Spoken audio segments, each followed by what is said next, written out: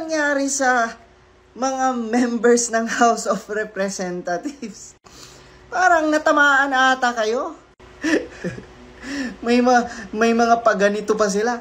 We stand with the House of Representatives. Hashtag House of the People. Ano na naman ang mga paandar nyo? Masyado kayong defensive. Diba? Imagine niyo ha? Kayo, nginig na kayo. Si former President Duterte, sinabihan lang kayo, di ba, na i-audit lahat. May statement lang siyang sinabi sa inyo, pero look at you guys. Di ba? Wala pala kayo eh. Imaginin mo, si former President Duterte lang ang nakakagawa ng mga ganyan, di ba? Yanig na yanig sila eh.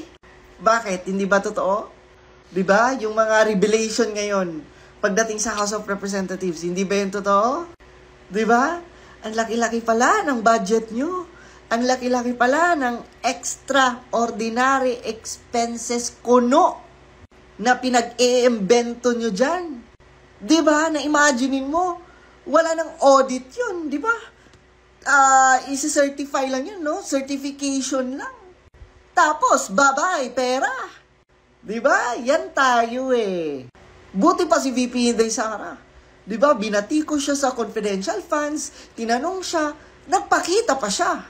Di ba? And talagang, kumbaga, aware ang taong bayan. And sinabi naman ni VP Inday Sara ang purpose niya sa confidential funds. Buti pa si VP Inday Sara, pero kayo, anong ginagawa nyo? Di ba? Para hindi mahalungkay yung mga baho nyo, may pa-drama effect kayo. Diba? Sinasabi nyo pa dyan, House of the People. House of the People. Paano naging House of the People? May mga makagrupo nga dyan eh. Diba? Paano naging House of the People? May mga nga dyan eh. Diba? Huwag na tayo House of the People. Against nga kayo sa confidential funds. Against nga kayo. Alam nyo naman kung saan pagagamitan iyon. Tapos ngayon, sasabihan nyo, di ba? We stand with the House of Representatives.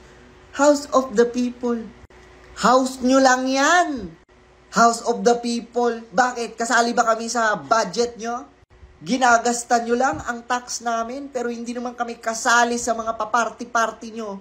At kung saan nyo winawaldas ang pera ng taong bayan?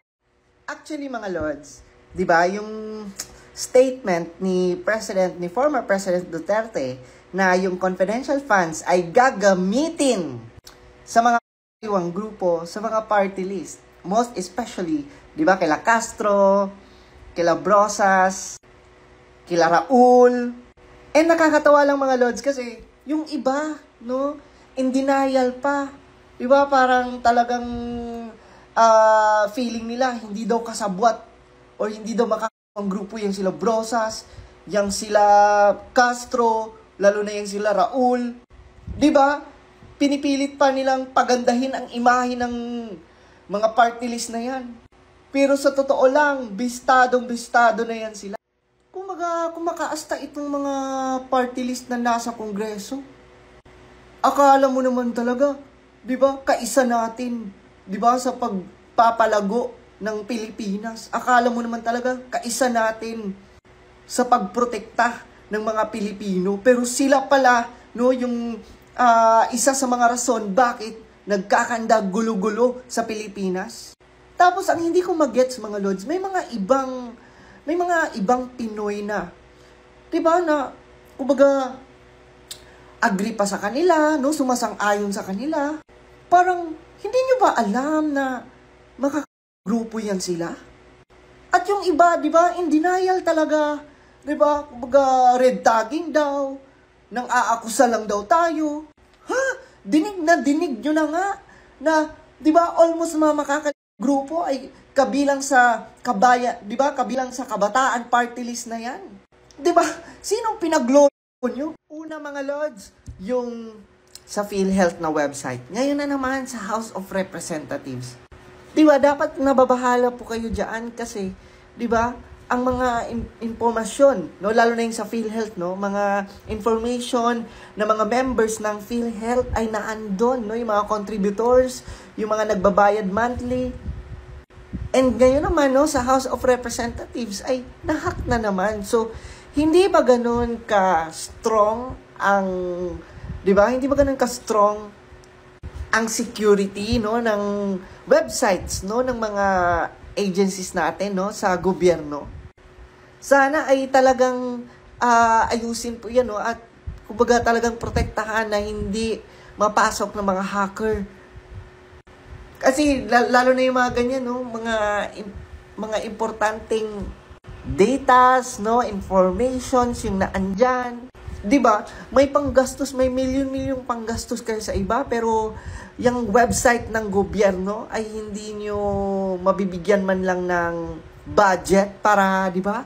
Para secure at hindi mapasok ng mga hackers. Pero sa totoo lang mga Lods, no, parang there's something fishy. 'Di ba? Bakit ngayon lang yan nangyari sa House of Representatives? Ngayon pa nangyari, 'di ba, na dinudumog at gustong malaman ng mga tao ang transparency ninyo. 'Di ba? Lalo na yung nagsimula si SAS, no, na siwalat, no, yung saan ba nagagamit yung mga pondo at budget ng mga House of Representatives, 'di ba, yung sa Senado. Kasi 'di ba binusisi talaga. So yung mga tao ay curious din. Kaya siguro maraming nagsipuntahan sa mga websites ng agency, no, sa mga websites ng mga ahensya to check, no, kung saan ba talaga nagagamit ang milyon-milyong budget na ginagamit ng mga congressman, no, lalo na yung mga members ng House of Representatives. Tapos talagang ngayon pa, ngayon pa talaga mangyayari yan. Ewan ko lang baka siguro, no, ay para hindi ma-check at hindi mapuntahan ng mga tao. Kasi 'di ba, pag temporary hack, so 'di ba, hindi na mapupuntahan ng mga tao.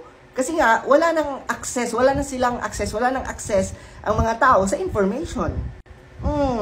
'Di ba? Di natin alam, no?